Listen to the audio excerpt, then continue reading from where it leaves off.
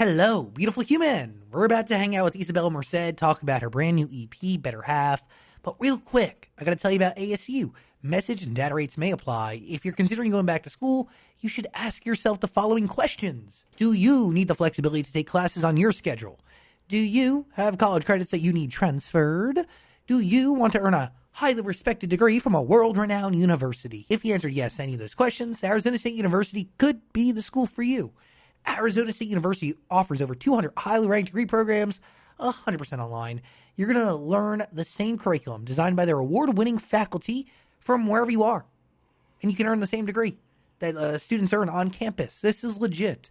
Plus, ASU is accepting most transfer credits. If you want more information, text my name, Zach, to 35517. Discover for yourself why ASU is ranked number one in innovation, and they have been for the last 5 years, and why more than 90% of ASU grads are recruited for a gig or at least offered a job within 90 days of graduation. Learn to thrive at Arizona State University. To find out more about ASU online degree programs, text my name, Zach, to 35517. Here's Isabella Merced. Let's do this. Show. We're all here in your home. I like you got the professional mic too. I'm not gonna lie. They originally sent us home, dude, with these like video game-esque headsets that cost maybe $17, and they expected me to use that, and I was like, "What are you?"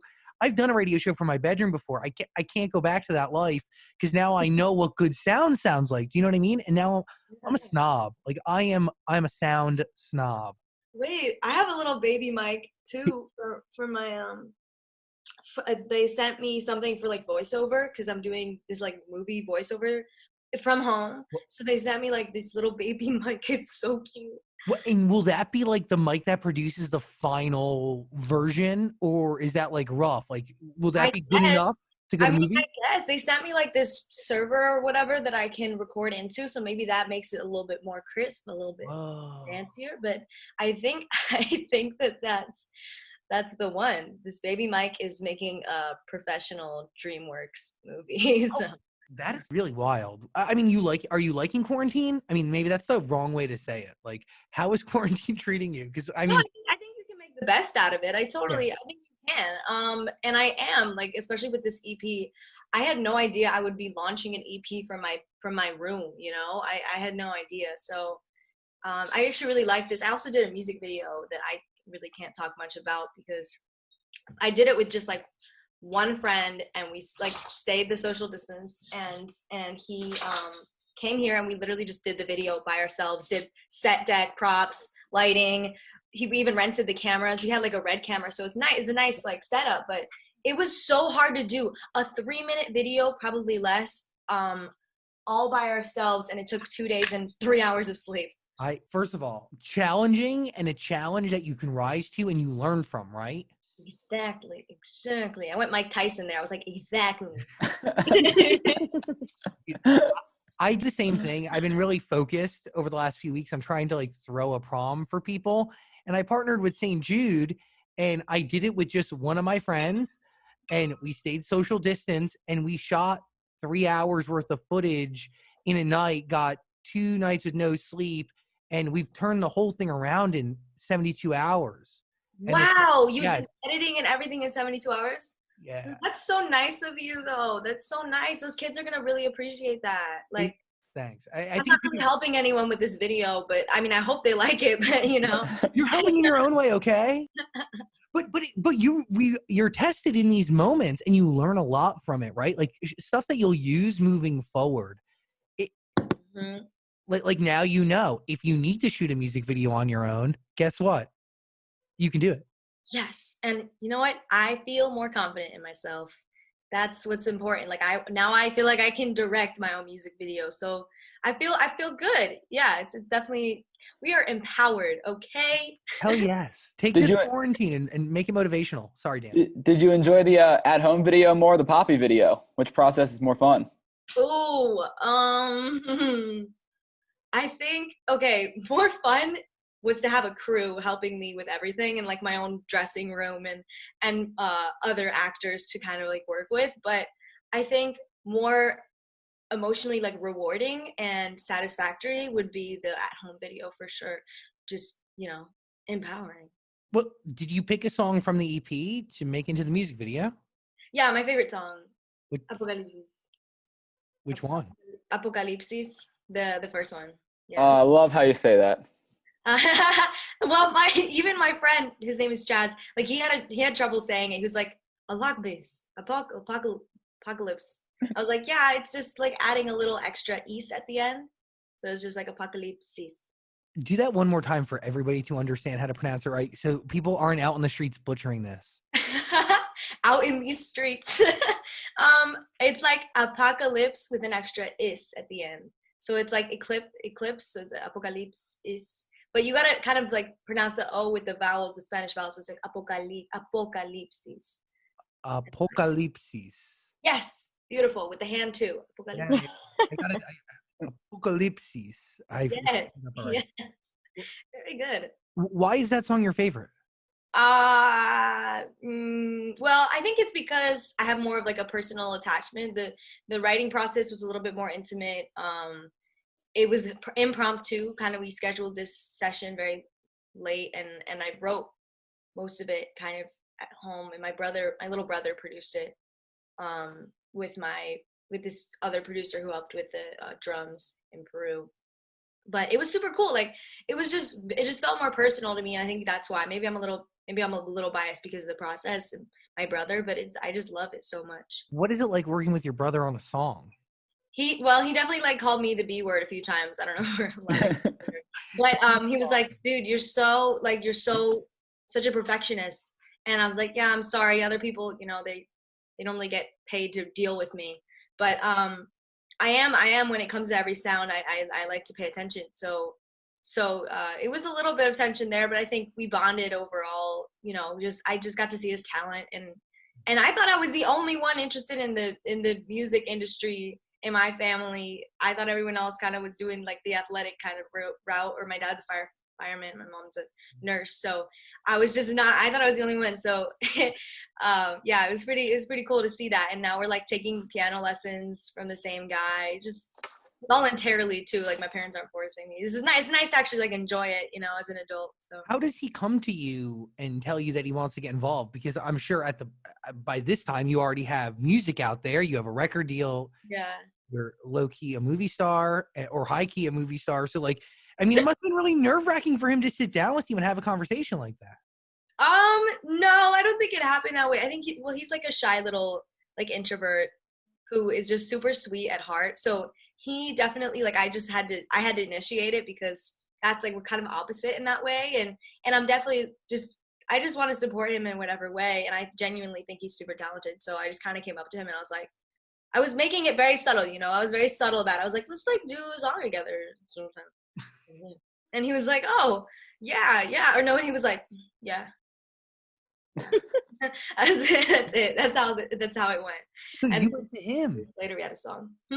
You went to him.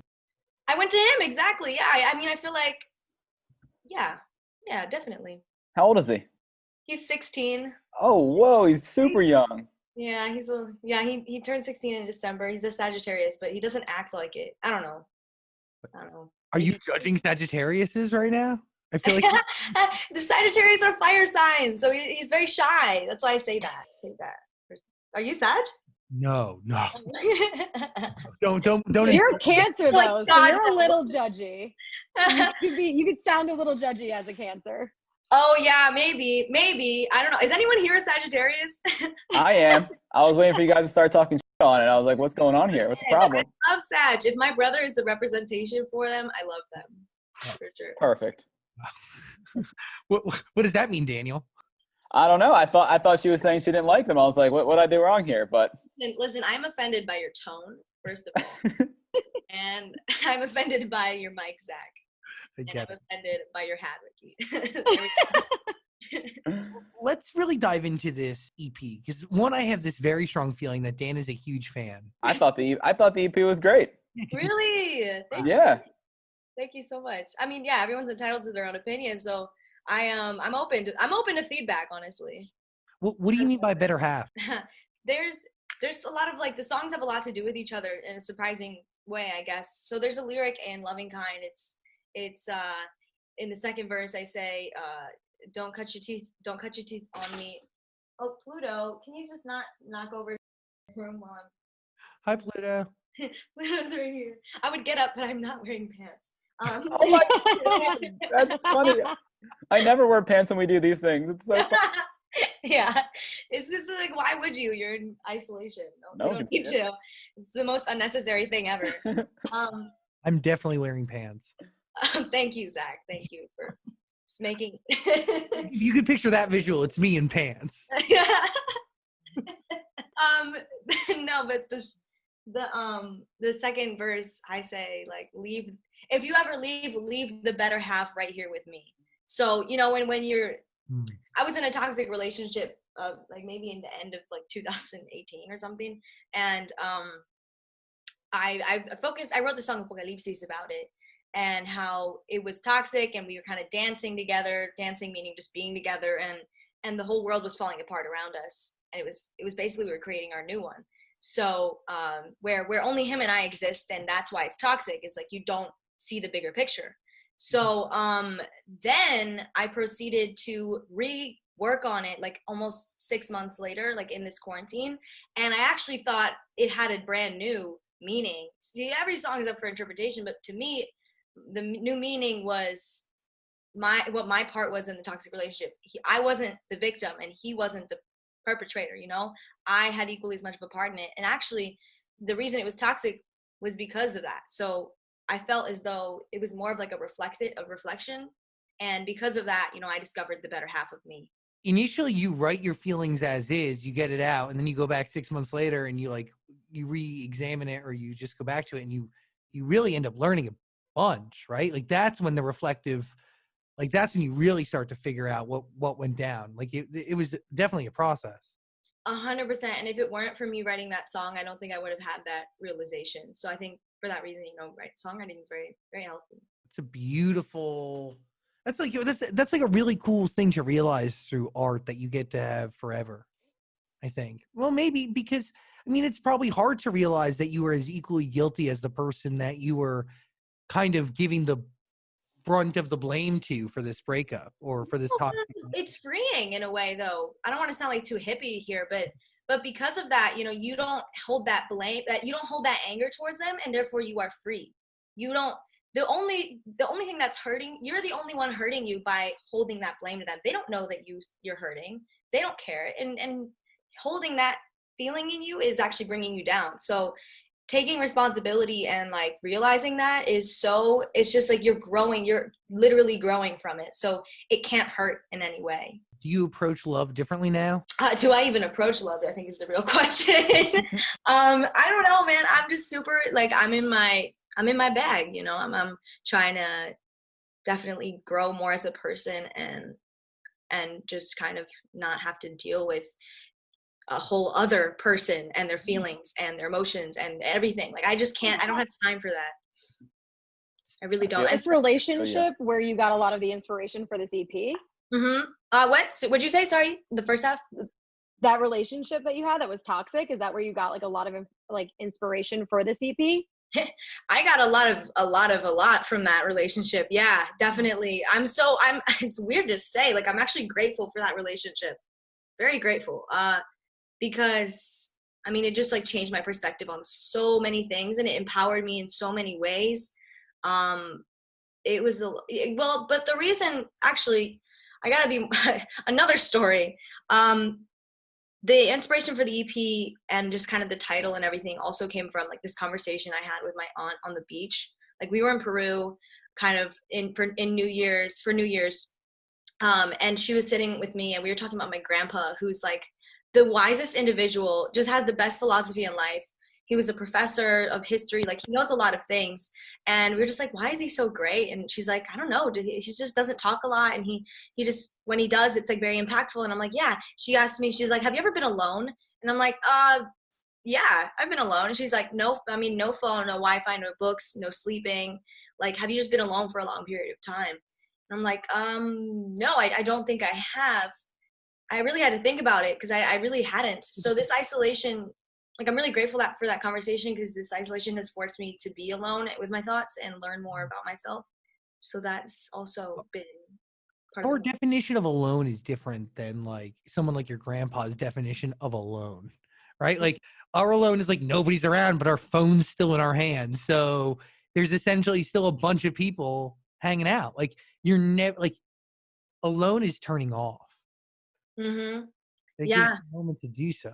You Literally. literally, like, it's just being 100% in your head. And I feel like my imagination got better. Actually, I feel like, weirdly enough, my dreams got better. I actually remembered my dreams more if I just like put away my phone before bed and I just sat with myself. Like, I have some pretty great dreams. They're all like action themed and sci-fi movie themed. And so for me, and they also like tell me a lot about myself too. And I just, yeah, I feel like I like having my dreams. So no cell phone means dreaming again. How do you like actually track your dreams? Like, do you document? Yeah, your dreams? I have a dream journal. Oh my God, I sound like such a Cancer. Yes, you totally do, but that's great. Dreams like mean a lot, you know, because it's your subconscious, and when you fall asleep, all those subconscious thoughts are, you know, formed into a dream. That's literally, I feel like the better half of me is my subconscious. She's always there. She's always looking up from a higher view. You know, she's got me. So the more that I like dream, the more that I understand that side of me for sure. Yeah, like the night before my EP came out, I had a dream about a ferret and I lost it. I'm still trying to figure out what that has to do, like correlation to my EP coming out. But it was really sad. Oh, that could mean so many things. Yeah. For some reason, there was an earthquake going on outside while like in the dream, and somehow like losing the ferret was sadder than that, or more terrifying. So I don't know. Maybe the ferret is your ex lover. I don't. Maybe. I don't. It's so dramatic. Your ex-lover. By the way, one of my favorite comments on our last conversation is like people yelling at me for trying to be deep about nothing. Like we that's probably what we're doing right now. But isn't that what being deep is analyzing really everyday stuff? surface level. Yes, Mhm. exactly. Well, Not everything. Nothing is just surface level. No matter like what you want to believe, nothing is just like. Look at colors. Like colors were like, oh, they're facts, and like no, they're suggestions because our eyes are just thinking that they're one thing. So in reality, you know, the colors are deep too. Colors are suggestions. I've never heard that, but enlightening. guys, on Google it says a ferret may reflect your suspicion or distrust of others. Whoa. Ooh. Whoa. Ooh, snakes. My dog is going crazy. I've literally fostered 5 dogs during quarantine. Really? That's amazing. Yeah, I mean they're gonna have no problem finding homes. They're great. Like they haven't really given me a hard time, other than being in the house a few times. And you don't find out until you're like, what is that smell? It's great. It's great. Okay, so good to know about the ferret. Thank you, Daniel. You're welcome. Yes. Let's go deeper into this EP here because we have. I feel like we're only 1 record in, but we got 4 left. Loving Kind really hit me. Yeah, that's a little tender one. That one I feel like it's also quite empowering because the statement, you know, I don't want to waste my time if you're not the loving kind. I've had so many people waste my time. You know, and you know, I've been fortunate to have people teach me a lot of things, but mostly wasting my time. At what point do you realize they're wasting your time? When I see patterns repeating, and I like kind of, and I mean, it's also me wasting my time. It's me thinking, oh, this situation is going to be different, you know? So it's just like, I see the same patterns as before, and I'm like, oh, it's my type, you know? And so I like leave the situation. My type is just very, I don't know. I might, I'm not about to talk about astrology. Don't do it. No, you're definitely going to. Who is it? What's your type? What's the sign? What do you want? Tell me the my sign you're Venus- attracted to, and I'll tell you what you need. my preferred sign is Scorpio. I always find out they're Scorpio, and I'm like, shh. But also my Venus is in Gemini. My Venus is in Gemini, so like I tend to be quite a flighty lover. I get disinterested very easily. I don't want. Scorpio's my type too, so I understand your pain. I think you. They're loyal. They're loyal. That's the thing, is they're very loyal. I've Yeah. never had it. Yeah, loyal. Yeah, but loyal can be toxic too. Yeah, but they're toxic. But cancers, they say cancers can be moody babies. So, I mean, but they're good cancers. Why not a Taurus? What's your problem with Tauruses? What? Okay. Okay. Hear me out. Hear me out. Tauruses and I are a little too compatible. We're a little too similar. Yeah, I know because it's very captivating personalities. They fill the room, they grab attention. There's a lot of similar traits, but I think maybe you find the right one. Maybe. I mean, we are both into like smells and stuff, like senses. I feel like I'm very into scents. Is that a sign of a Taurus? What else is a sign of a Taurus? Yeah, the Taurus are just and they're analytical. Like they're just, I don't know. I guess, yeah, I've had a good experience. Are you a Taurus, Zach? Is Yeah. that what you're asking? Oh, yeah. You're like, you love a Taurus. Taurus are great. Yeah, I'm trying to back up my people. Trying to have the back of those born between like April 20 something and May 14th. Yeah, my roommate was a Taurus actually. So Yeah, but you knew. she's a little messy, but she's yeah. Zach is more than a little messy. Yeah, it's bad. Really bad. Are you in California or are you in Florida, Texas? Where are you? Why do I feel like you're not from California? I'm not from California, but I am here now. I moved here in August. Where are you from? Cleveland, Ohio. Cleveland, Ohio. Heard of I it? love Cleveland, dude. Except for the weather. The weather. The Rock and Roll Hall of Fame. That's the first. I actually have never been, so I should go. It's really cool. Oh my God, that's like being from New Jersey and not going to the Jersey Shore. Like, what else is in Cleveland, Ohio, except for the Rock and Roll Hall of Fame? It's good people, man. Good people. No, you're right. Probably great people. Okay, let's dive back in here. Chocolate. Chocolate. Chocolate. Sorry. Yeah, chocolate is definitely I call it the ass thrower. It's just like the one that it's just very like sexy. It's very, you can hear it in the club and you're dancing and stuff, and it's nice. I like that one a lot. I wrote that one with Kennedy and Justin Tranter, and it was produced by Mauricio and Andres, and we wrote it in like 20 minutes. So it's pretty cool. Let's be honest, like this body of work is a definite level up from the last, right? Oh yeah, I feel like I've definitely grown, and that's why I wanted to release it so that people can grow with me, because my music now that I just wrote like 2 weeks ago or something is already so different from this project, from Better Half of Me. And the plan, I'm guessing, is to keep writing, right? Yeah, I actually want to like I've been reading a lot of Incan folklore, like Inca mythology. Yes. And I kind of like want to I don't know if I'm exposing myself, but I want to do like a themed kind of conceptual album about one of the stories. I mean, that would be like another challenge, right? Because you haven't done a conceptual album. No, I haven't done like a chronological conceptual album for sure. It would be really fun to do like videos for each song too. Wow. That takes a smart person. How do you get into Inca mythology? I guess my mom had books about it when she was younger. Like, she had little like fun storybooks because she was born in Peru. And I just I think all my trips to Peru have been very spiritual. Like I've had very spiritual experiences. And also I have like a fascination with Incan culture after Dora and the Lost City of Gold. They were like looking for the lost city of Parapata. So I don't know, it like kind of was born out of a few things. Is there any responsibility that you feel to represent your culture? Oh, 100%. I also, like I'm half white, so I am like a little bit more privileged. I was born in the States. My mom wasn't. She had to immigrate here. So like I have a lot of respect for my mom, and she's the one who like taught me Spanish. She's the one who like made sure I cared about my family and like food, and she taught me songs and stuff. Like got me into Eva Ayon, who's like a famous Afro-Peruvian singer. So like I'm just really like thankful to her, like for that reason. She got an Instagram too. She got Instagram today. Congratulations. Dude, there are people, like I reposted her thing on my story. There are men in her comments like making proposals. Like they're like, I'm a good man, I work this job, and I will treat her right. I will never cheat on her. Like in her comment section. Mom looking? What? Is mama looking? No. They're asking her to date if they can date me. Like, Oh, is to what it date is. you. Oh, I thought they were going after your mom. I was gonna be like, Oh, well, I'm sure there will be people like that too. Like, she's beautiful. so what do you say to those people harassing your mom over Instagram for your hand in marriage? Yes, and I've also had this one guy, like, he's been Venmoing me 10 cents every day to respond to him. What?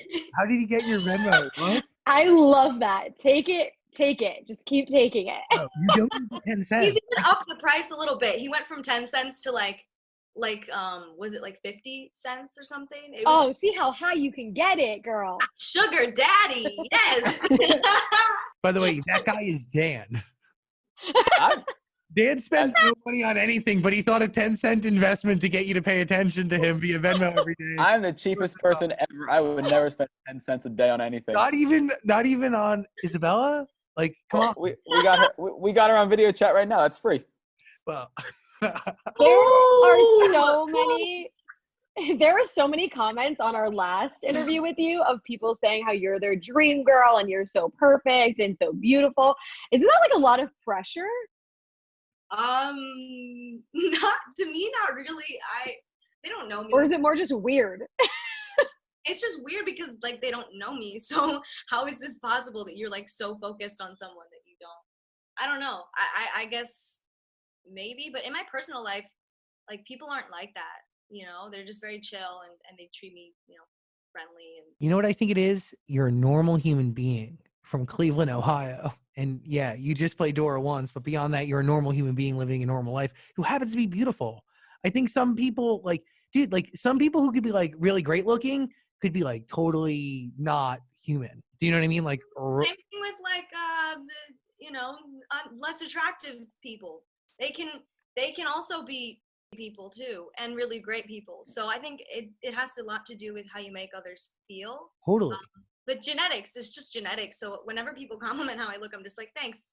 My mom did this. So Thank her. Now she has an Instagram, so go comment on her page. But it is a combo, like I can be nice all day, but nobody acknowledges me for my looks. let's get Oh down my to God. this. Let's get deeper in this. Oh, what?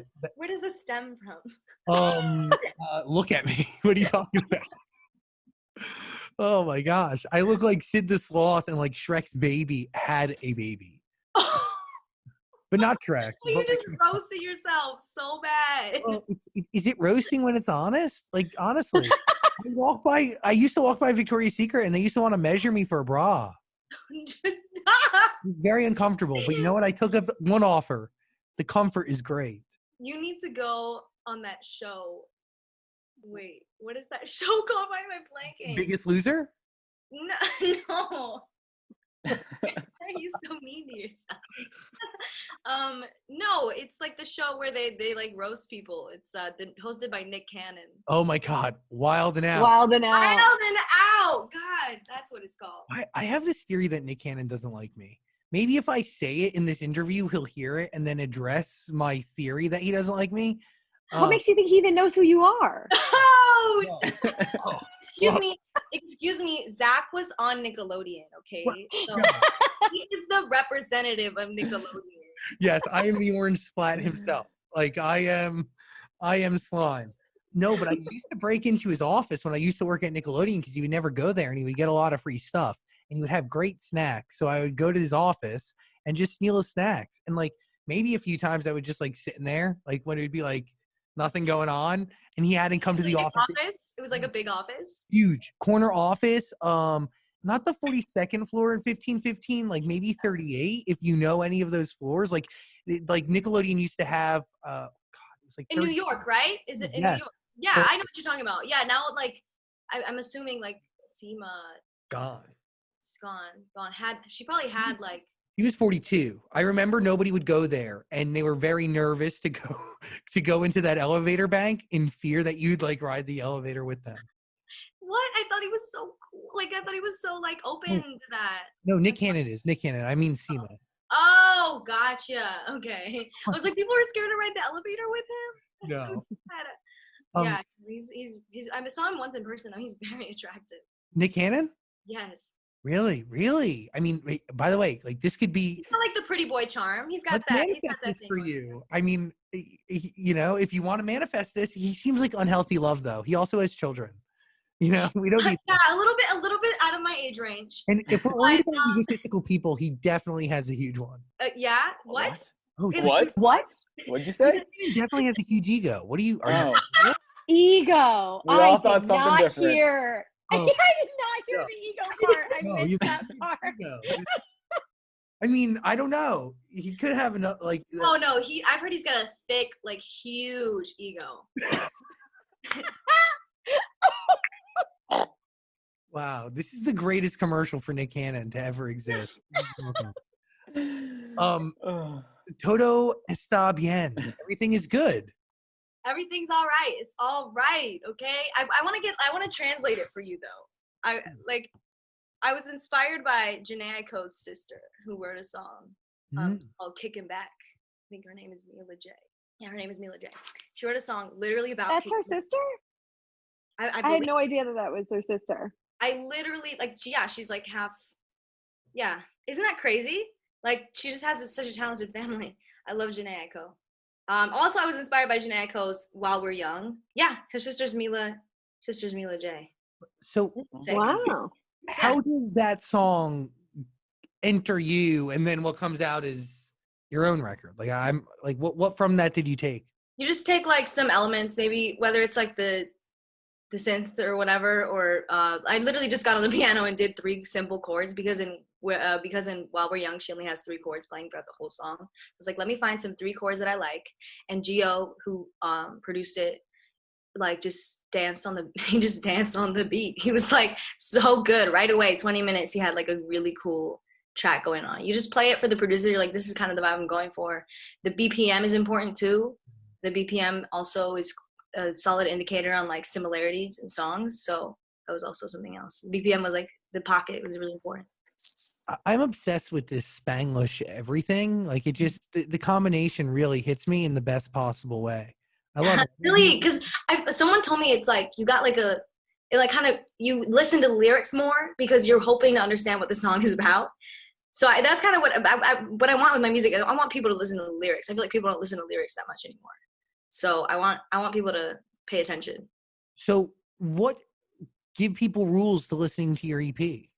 What should people do? Should they listen in order? How should they listen? Should they listen to a song more than once? I mean, they should just have a good time, and I feel like everyone should like be able to find their favorite without, you know. That's why I'm like kind of against what my label does. Not that. I just like don't like when they promote one single song. Yeah. You know, I mean, and I know it's important to the promo thing, but I just kind of want people to be able to pick their favorite.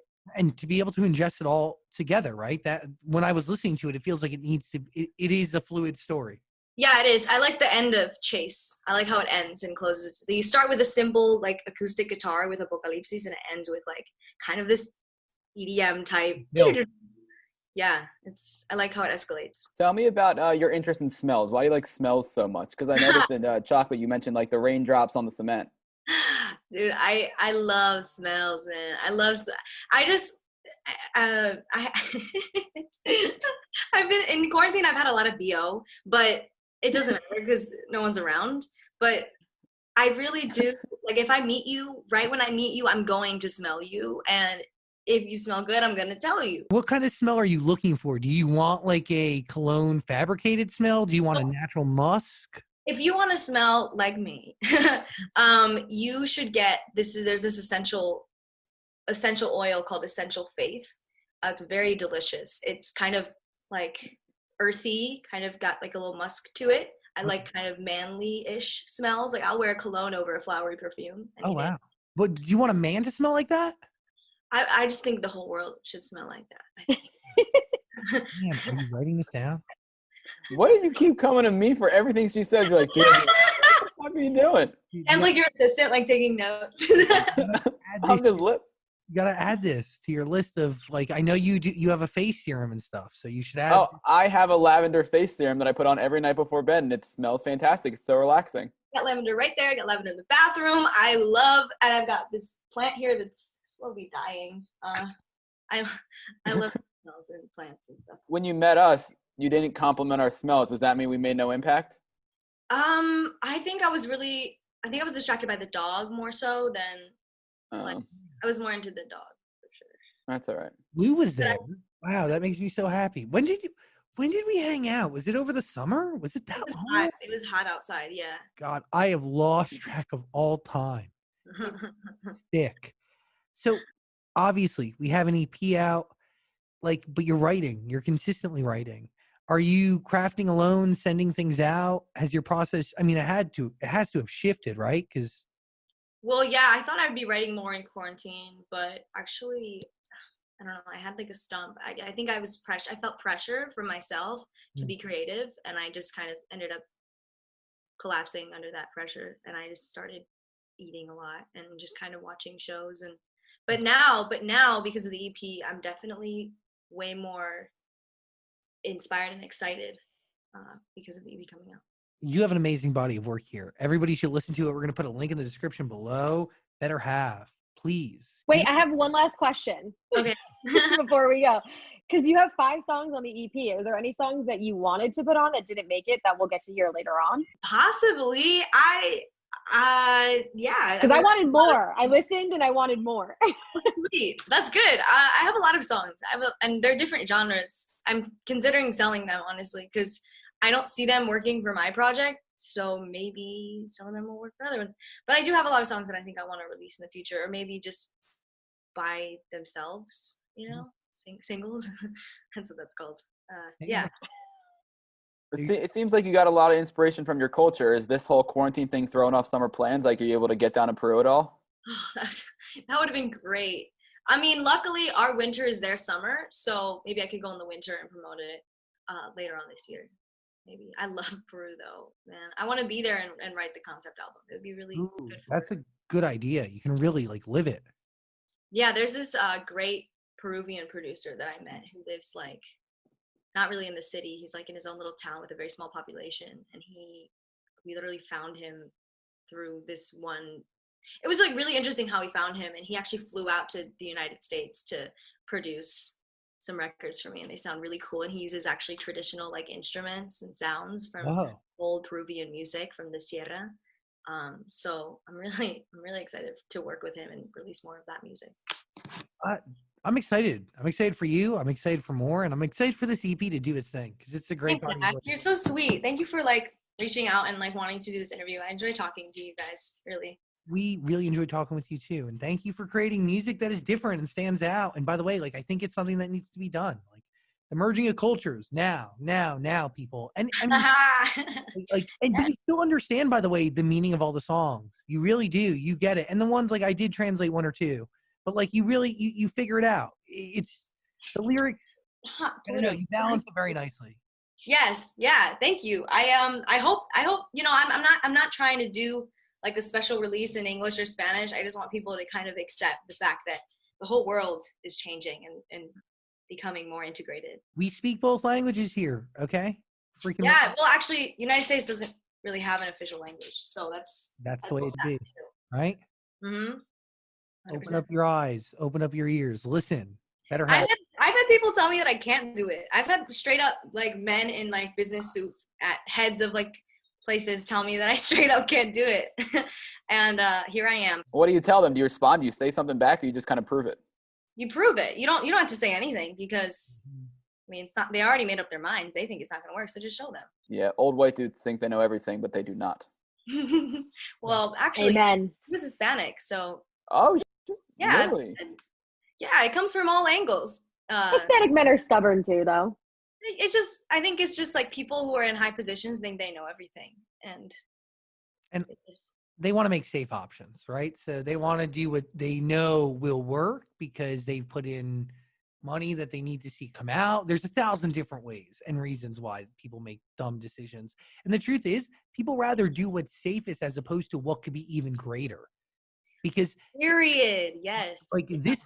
Your work could be astronomically bigger in America, a world over, when you merge cultures, or you get what I'm saying? But in his brain, it's still something that is unsafe because it is somewhat unproven, but pave the path. You're doing it now. you have our support no matter what. Seriously. Thank you. I got one more question. I know you're filming with Jason Momoa. I know people want more Dora movies. What's going on with all that? I have a really, really cool movie coming out with Jason. I actually really like this one. And because it's action, I love action. It's my favorite type of movie because I get to do my own stunts and I just love the way that they work, you know, the stunt coordinators. Super, super cool guys. Like every time we'd go out, they would just like do stunts. That's all they would do, and it's the most entertaining stuff ever.